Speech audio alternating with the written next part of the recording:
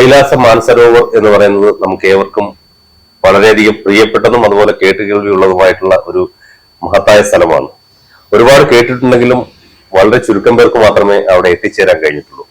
നമ്മുടെ ജീവിതത്തിൽ നമ്മൾ ചെയ്തു കൂട്ടിയിട്ടുള്ള പാപങ്ങളുടെയും അതുപോലെ തന്നെ ദുഷ്പ്രവൃത്തികളും എല്ലാം കഴുകിക്കളഞ്ഞ്, അതിന്റെ കറയെല്ലാം കഴുകിക്കളഞ്ഞ് ഒരു പുതിയ മനുഷ്യനായി തിരിച്ചു വരിക എന്നുള്ള സങ്കല്പമാണ് കൈലാസ മാനസരോവർ സന്ദർശിക്കുന്നത് വഴി ഉദ്ദേശിക്കുന്നത്. അങ്ങനെ അധികം ആർക്കും എത്തിച്ചേരാൻ കഴിയാത്ത ഒരിടമായ ഈ കൈലാസ മാനസരോവർ സന്ദർശിച്ച നമ്മുടെ Mylam Devivilasam vocational higher secondary സ്കൂളിലെ അധ്യാപകനായ പ്രശാന്ത് സാറാണ് ഇന്ന് അദ്ദേഹത്തിന്റെ അനുഭവങ്ങൾ നമ്മളോട് വിവരിക്കുവാൻ നമ്മളോടൊപ്പം ഉള്ളത്. സ്വാഗതം സാർ. സാർ, ഈ കൈലാസ മാനസരോവർ എന്ന് പറയുന്നത് സാധാരണക്കാരുടെ ആരുടെയും മനസ്സിൽ ഉരുത്തിരിയുന്ന ഒരു സംഭവമല്ല. ഒന്നുകിൽ ഒരു സ്ട്രോങ് സ്പിരിച്വൽ മൈൻഡ്, അല്ലെങ്കിൽ സാഹസികത ഇഷ്ടപ്പെടുന്ന ആളുകൾ, വിശ്വാസവുമായിട്ട് ബന്ധപ്പെട്ടുള്ള ആളുകൾ, ഇതിലേതാണ് സാറിനെ ഇൻഫ്ലുവൻസ് ചെയ്തത് ആ യാത്രയിൽ? രണ്ടും ഉണ്ടെന്ന് പറയാം. ആദ്യമായിട്ട് എനിക്ക് ഈ ട്രക്കിംഗ് ആണ് താല്പര്യം തുടങ്ങിയത്. ആദ്യം അഗസ്ത്യാർകൂടത്തിലാണ് എൻ്റെ തുടക്കം.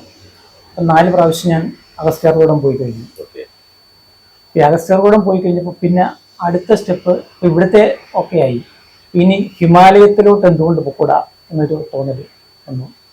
അങ്ങനെ 2019 ഒട്ടും പ്രതീക്ഷിക്കാതെ അമർനാഥ് യാത്രയ്ക്ക് ഒരു ചാൻസ് കിട്ടി. അങ്ങനെ അമർനാഥിൽ പോയി. പക്ഷെ അതൊരു ഹിമാലയം നമ്മളെ അങ്ങോട്ടങ്ങ് അടുപ്പിച്ചു.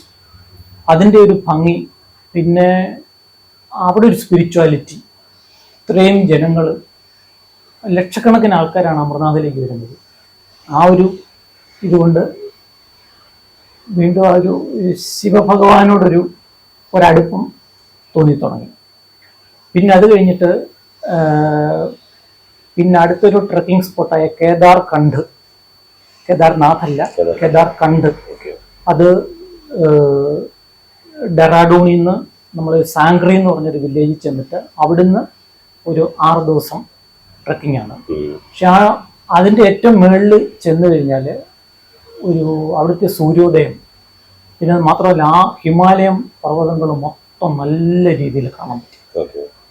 അത് വേറൊരു ബ്യൂട്ടിയാണ്. ഹിമാലയം നമ്മൾ ഓരോ ദിവസവും അതിന് ഓരോ ഭംഗിയാണ്. ഇന്ന് കാണുന്നതല്ല നാളെ കാണുന്നത്. അപ്പോൾ കേദാർഖണ്ഡ് ട്രക്കിങ് സക്സസ്ഫുള്ളായിട്ട് നടത്തി. അപ്പം അന്നേരമാണ് വീണ്ടും പിന്നെ നമ്മളെ ഹിമാലയം അങ്ങോട്ട് വിളിക്കും. അപ്പം അങ്ങനെയാണ് പിന്നെ കേദാർനാഥ്, അതൊരു 2 വർഷം മുമ്പ് ബദരീനാഥ് കേദാർനാഥ് ട്രിപ്പ് നടത്തി. അപ്പോൾ അത് കേദാർനാഥും വളരെ നല്ലൊരു 17 കിലോമീറ്റർ മുകളിലോട്ട്, അത് അങ്ങോട്ട് കുതിരപ്പുറത്ത് പോയി. പക്ഷെ തിരിച്ചിങ്ങോട്ട് 10 മണിക്കൂർ എടുത്തു താഴെ എത്താൻ വേണ്ടി. പക്ഷെ അവിടെ ചെന്ന് കഴിയുമ്പം അവിടുത്തെ ഭംഗി ഇതൊന്നുമല്ല, വേറൊരു രീതിയിലുള്ള ഹിമാലയമാണ്. അതും ഇഷ്ടപ്പെട്ടു. അപ്പൊ അത് കഴിഞ്ഞപ്പോഴാണ് പിന്നെ ഈ പഞ്ചകൈലാസത്തെ പറ്റി, 5 കൈലാസങ്ങളുണ്ട്. ഒന്ന്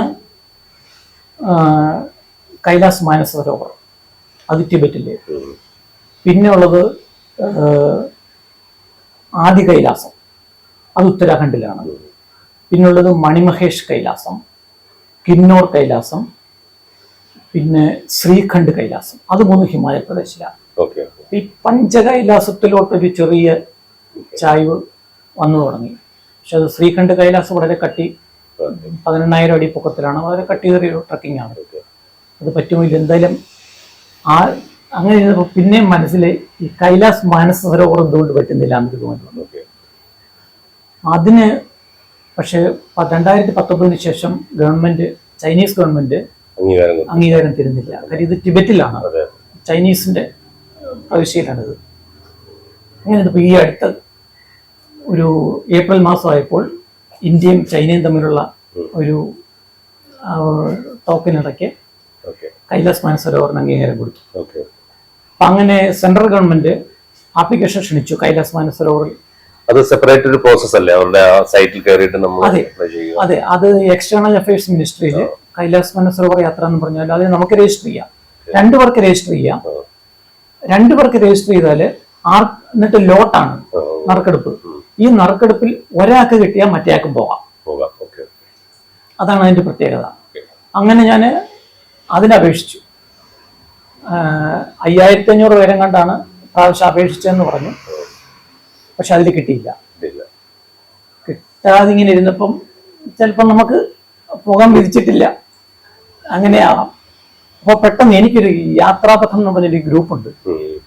ഈ ഗ്രൂപ്പിൽ എൻ്റെ ഒരു സുഹൃത്ത് ഡെറാഡൂൺ ബേസ് ഒരു ബിസി ബൂട്ട്സ് എന്ന് പറഞ്ഞൊരു ട്രാവൽ ഇത് നടത്തുന്നുണ്ട്. ഈ ട്രക്കിങ്ങും ഈ കൈലാസങ്ങളാണ് കൂടുതലും പുള്ളി ചെയ്യുന്നത്, നടത്തുന്നുണ്ട്. പുള്ളിയുടെ അനൗൺസ്മെന്റ് വന്നു കൈലാസ യാത്രയ്ക്ക്. അപ്പൊ അന്നേരം പെട്ടെന്ന് എന്തായാലും രണ്ടും പിന്നെ വ്യത്യാസം എന്ന് പറഞ്ഞാല് ഗവൺമെന്റിന്റെ കൈലാസ യാത്ര 24 ദിവസമാണ്, പക്ഷെ ഇത് 10 ദിവസം. അപ്പൊ എനിക്ക് കുറച്ച് ദിവസം മതിയല്ലോ എന്നോർത്ത് അങ്ങനെ അതിനെ സംബന്ധിച്ച് മലയാളിയാണ്. മഞ്ചേരിയിലുള്ള ഒരു സജീഷ് വാര്യറും പിന്നെ ഒരു ഡെറാഡൂണിലുള്ള ഒരു അജയ് റാവത്ത്, അവർ രണ്ടും കൂടി ചേർന്നാണ് നടത്തുന്നത്. പക്ഷെ നമുക്ക് വിശ്വാസമുണ്ട് മലയാളികളാണല്ലോ കൂടെ പോകുന്നത്, എന്തെങ്കിലും പറ്റിയാൽ തന്നെ. ഈ പഞ്ചകൈലാസം എന്നുള്ള ഒരു കോൺസെപ്റ്റിൽ ആദ്യത്തെ യാത്രയാണ്. അതിൽ ഏറ്റവും ഇമ്പോർട്ടന്റ് കൈലാസ മാനസരോവറാണ്. അപ്പൊ എന്തായാലും അത് പിന്നെ ഒരു യാത്രയ്ക്ക് എൻ്റെ ഒരു വിശ്വാസമാണ്, നമുക്കൊരിടത്ത് പോകാൻ ഒരു യോഗം ഉണ്ടെങ്കിൽ എല്ലാ തടസ്സങ്ങളും മാറ്റിത്തരും. അത് കറക്റ്റായിട്ട് ഇതുവരെ ഏത് യാത്രയിലും അത് സംഭവിക്കാറുമുണ്ട്. ഇവിടെ അതുപോലെ എല്ലാ കാര്യങ്ങളും സംഭവിച്ചു. ഒരു ചെറിയ മാറ്റം മാത്രമേ വന്നുള്ളൂ. എൻ്റെ യാത്ര ജൂലൈ 10-നായിരുന്നു. പക്ഷെ അന്ന് നേപ്പാളിൽ വെള്ളപ്പൊക്കം, മണ്ണിടിച്ചില്, ഇന്ത്യ ചൈനയും ബന്ധമുള്ള പാലം ഒഴുകിപ്പോയി. അങ്ങനെ ഒരു അനിശ്ചിതത്വത്തിൽ എത്തിയായിരുന്നു. പക്ഷെ എന്തായാലും 14-ാം തീയതി ആയപ്പോൾ പോകാനുള്ള പെർമിറ്റ് കിട്ടി. ഉടൻ ടിക്കറ്റ് മാറ്റി ബുക്ക് ചെയ്ത് നേരെ ഇവിടുന്ന് ലക്നൌ നിന്നാണ് യാത്ര ചെയ്യുന്നത്.